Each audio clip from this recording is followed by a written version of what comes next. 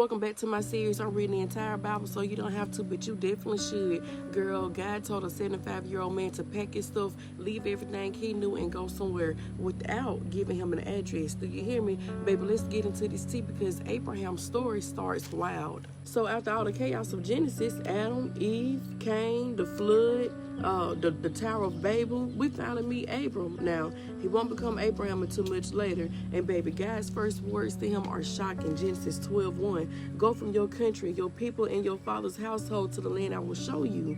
Wait, you mean to tell me God said, pack your bags, leave your family, leave your comfort zone, and then said, I'll tell you where we're going later? Sir, where's the GPS? Where's the map? Where's the destination?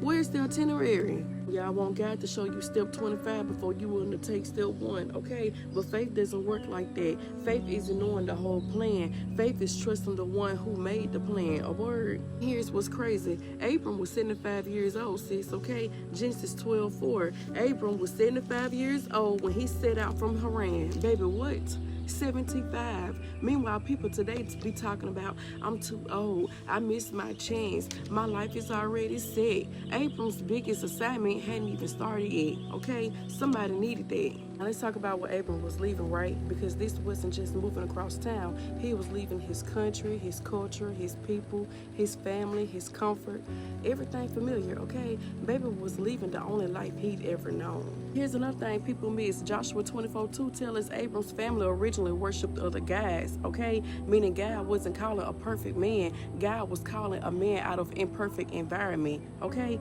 That'll preach, because some of y'all think God can't use you because of where you came from. Genesis 12 says otherwise. And God started making promises, right? Genesis 12:2-3. I will make you into great nations. I will bless you. I will make your name great, okay? And all the people of earth will be blessed through you. Baby, do y'all realize how crazy this sounds? Abram doesn't even have children, okay? God is promising a nation to a man with no kids. That's why I laugh when people say, I believe it when I see it. Baby, faith says I believe it before I see it. Because if Abram waited for proof, he would have never lived. Now here's one of my favorite verses, Genesis 12:4. So Abram went. That's it. No 20 questions, no arguing, no negotiating. No, God, can you send me 3 signs? No, can I pray about it for 10 years? The Bible says, so Abram went, right? Sometimes the most spiritual thing you can do is obey.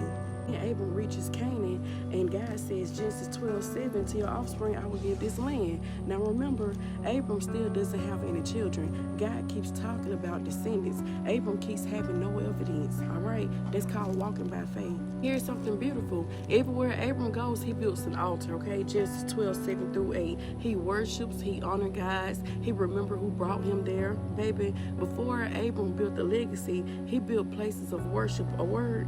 But then here's where the chapter takes a hard left. A famine hits the land, right? And Abram goes to Egypt. Now here's where people miss something important. Faithful people still have problems, okay? God called Abram, Abram obeyed, and trouble still showed up, all right? Obedience doesn't mean life becomes easy. Abram gets scared because his wife Sahari is beautiful, and he tells her, Genesis 12:13, say you're my sister. Baby, sir, what are we doing? You trusted God enough to leave your whole country, but not enough to trust him in Egypt? That's another reason why I love the Bible. It doesn't hide people's flaws, right? Abram is called the father of faith, yet in his first chapter, baby already making questionable decisions, because the Bible isn't about perfect people. It's about a perfect God working through imperfect people. Genesis 12 teaches us that faith often requires leaving comfort. God doesn't always show the whole plan. You're never too old for God to call you. God can use people from imperfect backgrounds. Obedience comes before understanding. Faithful people still face problems, okay? God works through imperfect people. And baby, the biggest lesson, Abram didn't know where he was going. He just knew who he was following, okay? Come back for part 12, because Abram and Lot are about to have a family drama.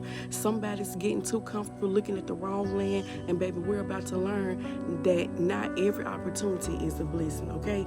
Hit that plus sign and add me for more. Like, share, comment. Hit the button at the bottom of the screen to subscribe to my page, and y'all have a good day.